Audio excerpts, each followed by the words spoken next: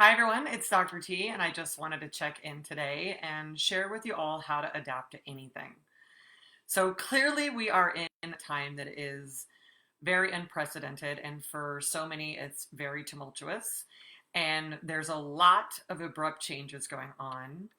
And at the same time, humans are the most adaptable species because we're able to really think through what it is that we want to create with the materials that we're given.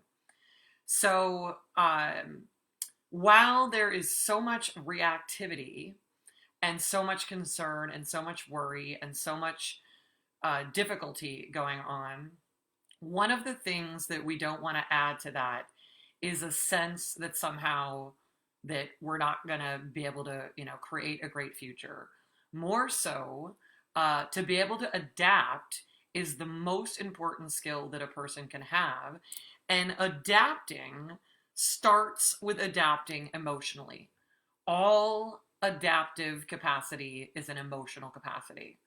So, all of the people that I'm talking to right now that are doing really well, even in the awareness of things that are just horrifically happening, are people who are staying in the intentional creative process, right? As I talk to all of my clients and I talk to former clients and people who are checking in, I'm hearing from everybody saying like how great it is to have the ability to stay in an elevated emotional state no matter what's going on. One of our team members, Gail, actually been helping out with so many COVID patients at this time, and she's able to keep her emotional capacity at a really high level compared to everyone else around her because ultimately she's staying focused and connected to the future that she knows that she's going to be having and all the ways in which the new experiences that are happening are teaching her about what are the new things that she wants to adapt to. So at Dr. Tracy Inc. here, this is our team of emotional training experts. We're doing the same thing, right? We're aware of everything that's going on, and we are using all of our emotional capacity to adapt. And the way we adapt is to think about what are the outcomes that we want? What is it that we want to impact? How do we want to serve? What does that look like? What do we want people to be able to do?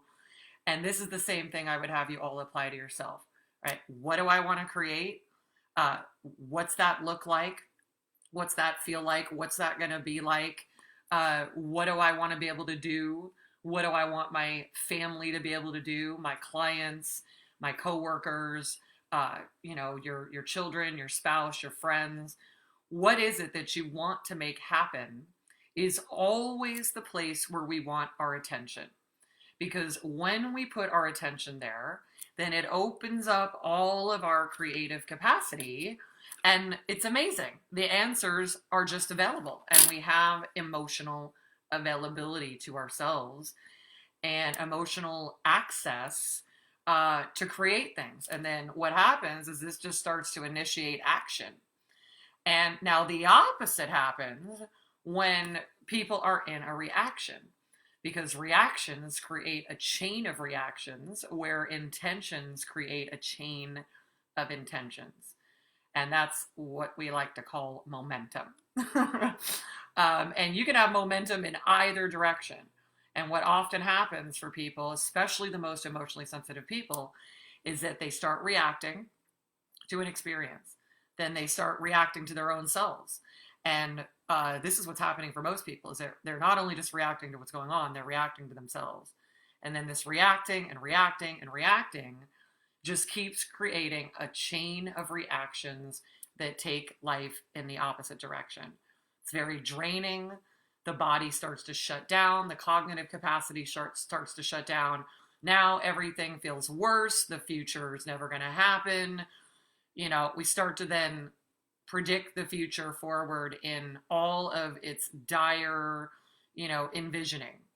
And that chain of reactions, I'll just invite everyone to know, is a big temptation for a lot of people, and people are really conditioned for that. And that kind of chaos does not create the outcomes that you want. So the way to adapt to anything is to recognize that if you go into one moment of reactivity, then you're subject to more reactivity, and that's the opposite of creativity. And if you go into one moment of creativity about what am I going to create, that begins to inspire more. And this is how all of our ancestors have adapted to every difficult thing that they encountered throughout history that moved our society forward to where it is, where it's been and where it is and where it's going. So just like all of our ancestors who were faced with problems to solve and we needed their creative solutions and we needed people to lead, we needed people to lead. This is what is needed from everyone right now. So I'm going to invite everybody to step up on a whole nother level and lead yourself through the creative process to outcomes. And watch when you go into a reactive process, because you'll be creating reactive outcomes instead of intentional outcomes. And for any of you that want to learn how to train yourself in order to stay in a constant, creative, connected, intentional, elevated emotional state so that you can carry out creating your new life with all of what's available to do that right now, and solving problems wherever you feel you're needed and wherever you feel you want to be. That's available through emotional strength training that we do at drtracyinc.com. And we've got, just so everybody knows, a level of different services for people that are on different budgets right now. And there's something available for everyone. And if you're wondering how you're doing on the adaptive level, you can take our emotional assessment that's on our website, that's posted here, and look at how you're doing in with your emotions and where you might want to be able to improve them. All right, everyone, I'm really wishing you the best in adapting and starting with that emotional capacity and putting your focus on your intentions instead of your reactions. Take care, and I'll see you soon.